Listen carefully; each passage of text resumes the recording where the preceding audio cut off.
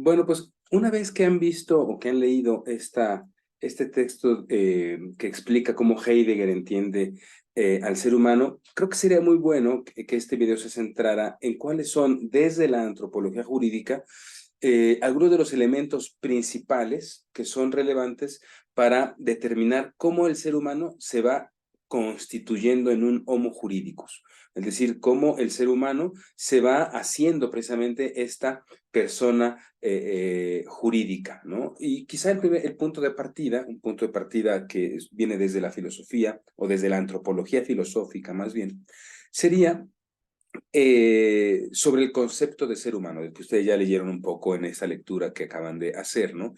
Si el ser humano se entiende como un ser metafísico. ¿Qué quiere decir esto? Quiere decir que tiene un componente físico, pero tiene componentes que van más allá de lo que es netamente físico, ¿no? Al ser un ser metafísico, evidentemente una parte de ese ser aborda el mundo por medio de sus sentidos, como lo hace cualquier animal, ¿no? Por medio del oído, de la vista, del olfato, del tacto, del gusto, ¿no? Es como vamos generando, ¿no? Los sentidos lo que hacen es que le mandan información al cerebro para que el cerebro determine cómo respondemos. Esta es una manera en la que abordamos el mundo, una parte netamente experimental, ¿no? O experiencial, si se me permite el término. Sin embargo, no solamente abordamos el mundo a partir de lo que vemos, sino también a partir de lo que imaginamos, a partir de las ideas que tenemos. Para ello, hemos construido con el paso del tiempo una serie de signos, hemos ido acordando una serie de signos y de símbolos que nos permiten materializar una idea. Los griegos me parece que explicaban bastante bien esta especie de dualidad que tiene el ser humano, ¿no? Al considerarlo un ser metafísico, ¿no? La parte que construye el ser humano con sus sentidos, su última expresión sería la construcción científica, la construcción de una ciencia. La ciencia, ¿qué es lo que busca? Busca la construcción y el descubrimiento de la verdad. Para descubrir la verdad, ¿qué es lo que utilizamos? Nuestros sentidos y racionalizamos lo que nos dicen nuestros sentidos. Por eso, cuando hacemos, por ejemplo, ciencia jurídica, ciencia social o cualquier tipo de ciencia, ¿qué es a qué es a lo que nos acercamos? A un método científico que nos permite, a partir de nuestros sentidos, resolver un problema. Observamos, experimentamos, determinamos, etcétera, etcétera. Pero así como está el mundo de la verdad, ¿no? Que es construida a partir de nuestros sentidos, también tenemos un mundo de lo ético y un mundo de lo estético. Y entonces, aquello que es bueno, aquello que es malo, aquello que es bello, es algo que vamos racionalizando a partir de signos que tenemos, que nos van permitiendo materializar una idea. Y estos signos son evidentemente dinámicos y son evidentemente cambiantes. Pensemos, por ejemplo, en lo estético. Yo, por ejemplo, recuerdo que cuando yo era bastante jovencito, un día fui a casa de mi bisabuela, cuando acababa de fallecer, y nos pidió mi mamá que revisáramos libros. Y entonces mi hermano y yo revisamos un libro de más o menos, era del año de 1918, 1919, que se titulaba Una mujer bonita o cómo ser una mujer bonita. Y entonces lo abrimos, tenía muchas fotografías de la época y a mí me llamó la atención que al cerrar el libro, pues de todas las mujeres que habían estado ahí, a mí ninguna mujer me había parecido especialmente bella, ¿no? ¿Por qué? ¿Por qué sucede esto? Porque este signo, el signo de la belleza, es un signo que va cambiando, que se va modificando, ¿no? Musicalmente nos pasa también eso, ¿no? Lo que nos puede parecer estético musicalmente en los 50, quizá ahora no nos parezca tan estético o vamos encontrando otro tipo de estéticas. Y por ello, el día de hoy, al poner música de cierto tipo, ¿no? Hay gente que dice, no, esto ya no me parece música, eso no me parece adecuado, no me parece bello. ¿Por qué? Porque estos son signos que van cambiando y quizá nos podemos ir quedando, ¿no? Rezagados al movimiento dinámico que implican estos signos o podemos seguir avanzando con ellos. El derecho no es otra cosa, ¿no? Visto desde una visión muy simplista o muy simple y desde la antropología jurídica, el derecho es una integración compleja de diversos signos que nos van materializando la idea y la posibilidad de la convivencia humana. Por ello, el derecho se encuentra más en el área de la metafísica que en el área física, porque el derecho nos permite establecer elementos éticos para determinar aquello que es bueno y aquello que es malo, aquello que es lícito y aquello que es ilícito. ¿no? Entonces, estos signos que vamos utilizando son parte de la constitución normativa del ser humano. De esta manera, todo ser humano, hay que decir esto, todo ser humano llega a un mundo que poco a poco se ha ido colmando de signos. Hay un filósofo muy interesante que les recomiendo que busquen, que se llama Cornelius Castoriadis. Cornelius Castoriadis hace un análisis de dos conceptos, ¿no? El primer concepto es el universo constituido o el mundo constituido, y el otro es el mundo constituyente. El mundo constituyente es aquello del mundo que nosotros podemos cambiar en nuestro transcurso de vida. Pero esas cosas que podemos cambiar o que podemos modificar o que podemos adicionar, pues son relativamente pocas, ¿no? Pero llegamos a un mundo que está constituido. El mundo constituyente será aquello que logremos modificar, ampliar, adicionar. Pero el mundo constituido, o el mundo dado, como dice aquí la diapositiva, es aquello que ya está prácticamente, y valga la redundancia, dado.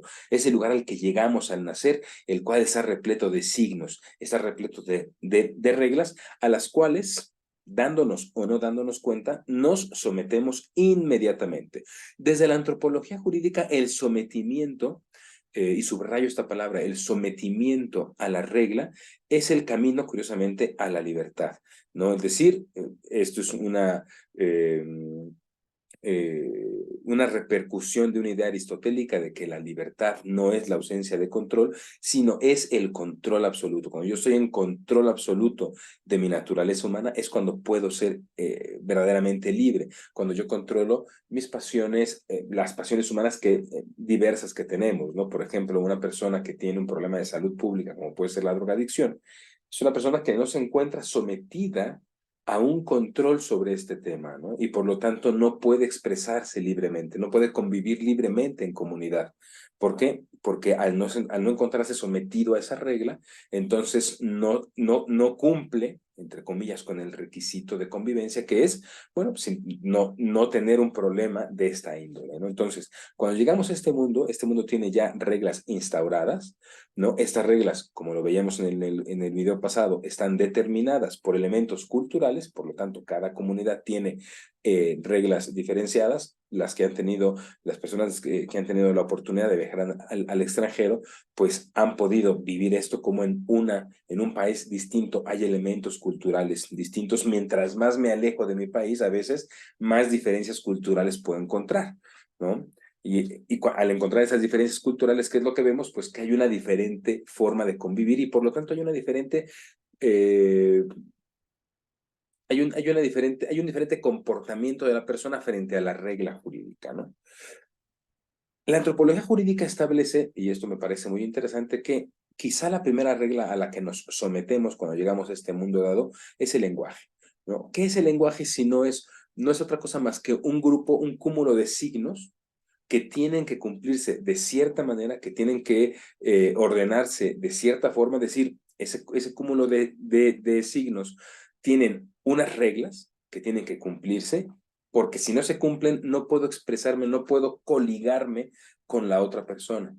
El lenguaje es, pues, indispensable para que exprese mi yo dentro de nosotros, para que mi yo forme parte de nosotros. Por supuesto, yo puedo crear mi propio lenguaje, pero ese lenguaje será únicamente mío y no me permitirá expresarme en el otro, con la otra. No me permitirá ser parte de nosotros. Por ello, el lenguaje es indispensable para que yo pueda coligarme como podemos decir, obligarme con la otra persona, ¿no? Y ese lenguaje yo no lo determino, ese lenguaje está dado. Cuando yo llego ya está ahí y yo me someto a ese lenguaje.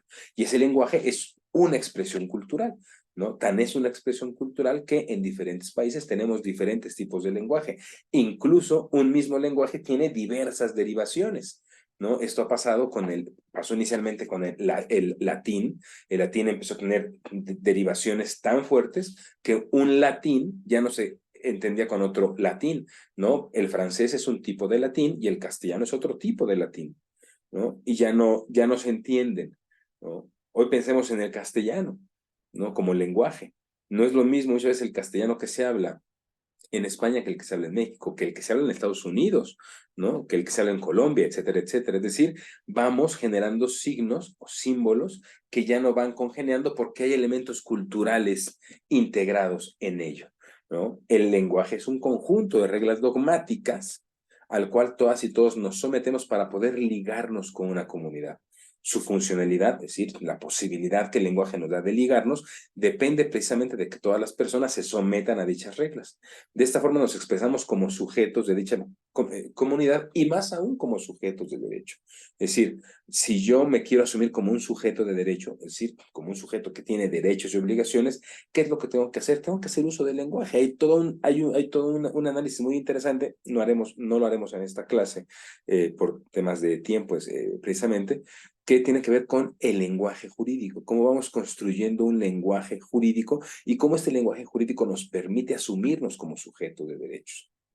Así, dice la diapositiva, desde bebés comenzamos a vivir en un mundo plagado de signos que se traducen en reglas y normas que van moldeando nuestro comportamiento. Tenemos un montón de reglas que estamos cumpliendo constantemente y que a veces ya las cumplimos de manera, entre comillas, natural. ¿Por qué? Porque asumimos esas reglas como parte de nuestra conducta cotidiana, ¿no? Nos despertamos y puede ser que hagamos nuestra cama, por ejemplo. Eso es una norma de comportamiento, es una regla que está ahí, ¿no? La manera en la que hablamos, la manera en la que nos vestimos, la manera en la que nos expresamos, incluso puede ser que incluso hasta nuestros gustos musicales estén relacionados con estas reglas y normas que van moldeando nuestro comportamiento, ¿no? Es decir, ¿por qué en México nos gusta cierto tipo de música? Pues, ¿será porque tenemos un gen específico o porque, es decir, es un elemento biológico o es un elemento cultural, ¿no? Pareciera ser que tiene que ver más con un elemento cultural porque hemos llegado a ese mundo dado donde constantemente nos han ido eh, colocando reglas y normas que van moldeando nuestro yo.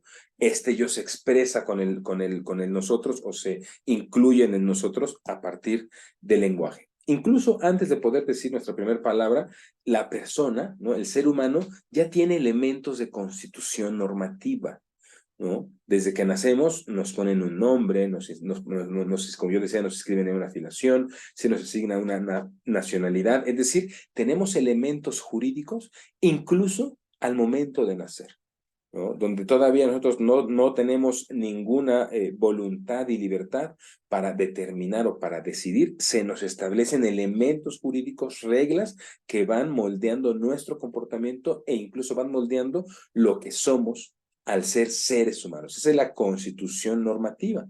Por lo tanto, a nosotros desde que nacemos se nos liga a un modelo simbólico que nos permite ser sujetos de derechos, ¿no? Porque solamente de esa manera, y aquí lo establece muy bien Hannah Arendt, solamente teniendo o compartiendo este modelo simbólico es como podemos ejercer nuestra libertad.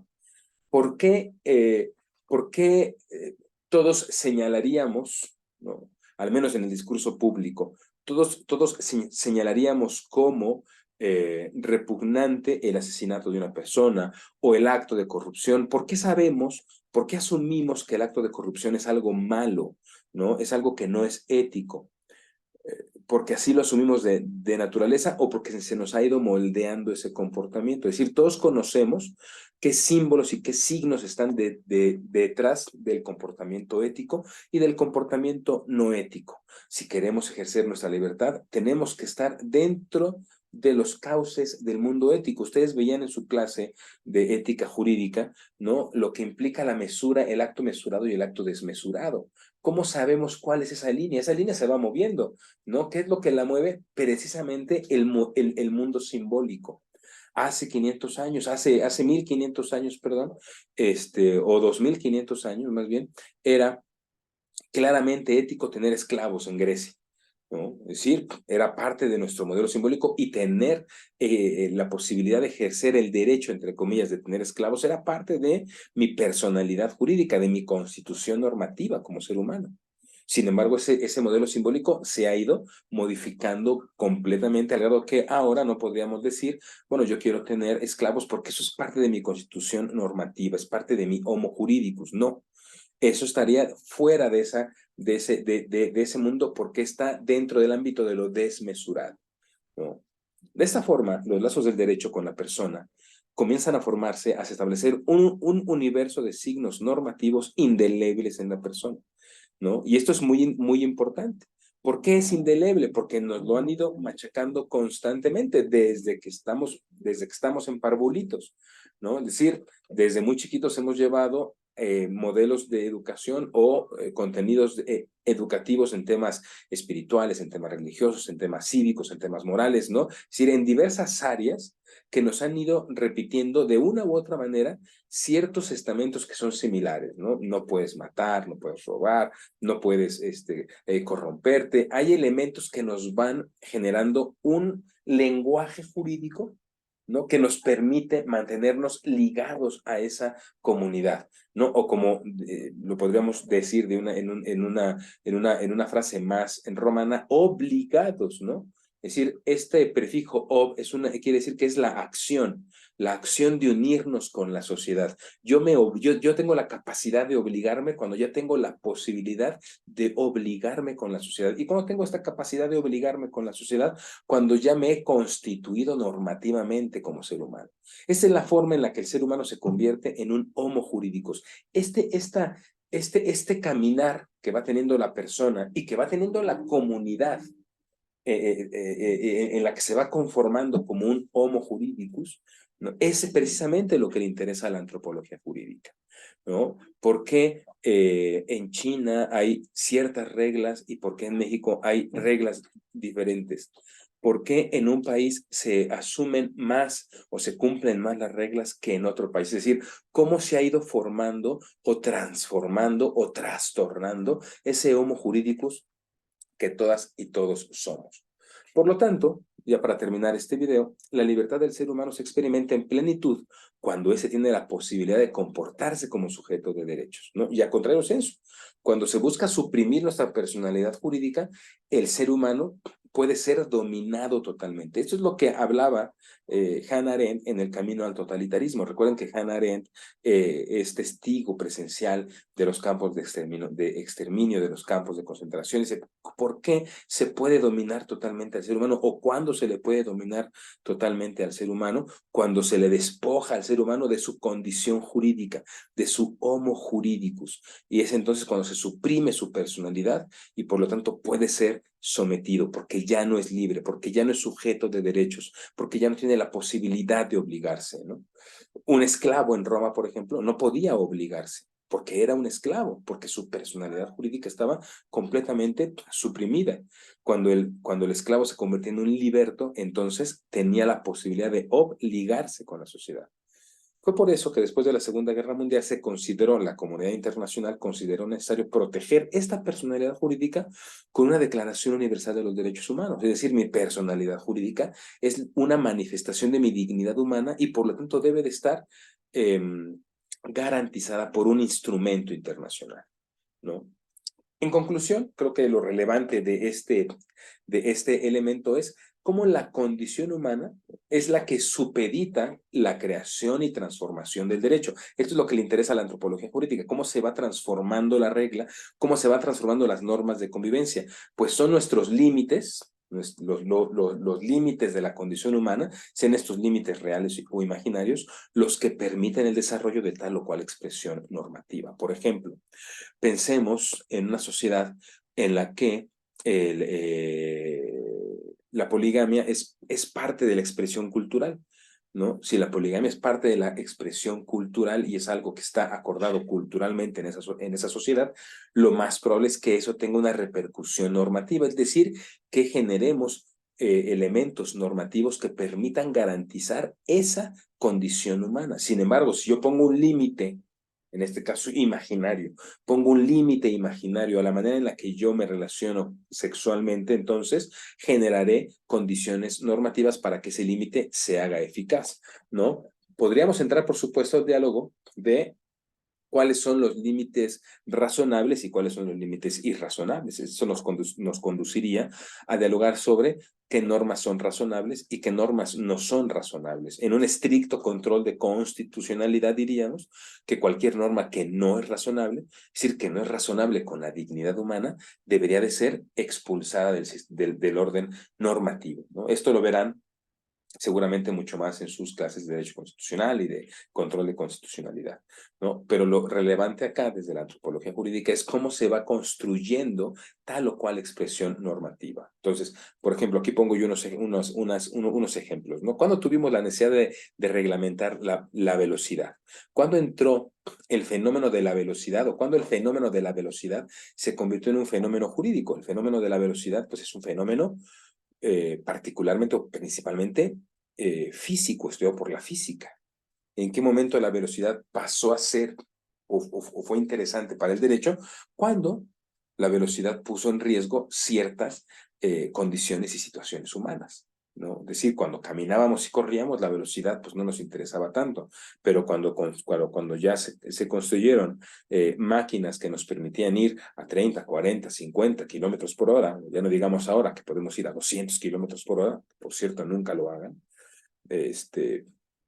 entonces fue necesario que ese fenómeno se incluyera dentro de las expresiones normativas. ¿Cuándo tuvimos necesidad de crear leyes para la aviación? Pues hasta que tuvimos la posibilidad de volar. Hasta antes de eso, en nuestra condición humana decíamos, pues, para nosotros es imposible volar y como eso es imposible para la condición humana, no lo pongo dentro del ámbito normativo, ¿no? ¿Cuándo fue necesario construir una reglamentación para darle certeza jurídica a las transiciones de sexo? Pues cuando esto entró en el ámbito cultural, ¿no? Cuando nos quitamos estos límites imaginarios y empezamos a ver que es posible que existan transiciones sexuales porque son parte de la manifestación de la personalidad jurídica, el desarrollo libre de la personalidad de la persona. ¿Cuándo fue necesario reglamentar la vida digna de adultos mayores? Pues cuando empezamos a tener, ¿no? O cuando empezamos a ampliar los años de esperanza de vida de las personas, ¿no? Yo hablaba hace poco con un doctor que me decía, un neurólogo, ¿no? Que me decía, el estudio, por ejemplo, de la próstata en los hombres, pues es relativamente reciente, porque hasta hace pocos años, hablamos 60, 70 años, 50 años, los hombres, la mayoría de los hombres se morían a los 50, en los 60, cuando todavía no hay un problema evidente de próstata. Pero ahora que los hombres, la mayoría de los hombres, pasa la barrera de los 70, muchos llegan a los 80, entonces ya hay un problema que es mayúsculo y entonces nuestra condición, es este límite real que implicaba nuestra esperanza de vida, se transforma y tenemos ahora otro límite y ese límite lo tenemos que eh, incorporar a nuestras expresiones normativas. La condición humana supedita la expresión normativa. Conforme cambia nuestra condición humana, es decir, nuestros límites humanos, se van transformando las expresiones normativas. Bueno, vamos a terminar aquí este segundo video y nos veríamos en el siguiente ya para finalizar este módulo.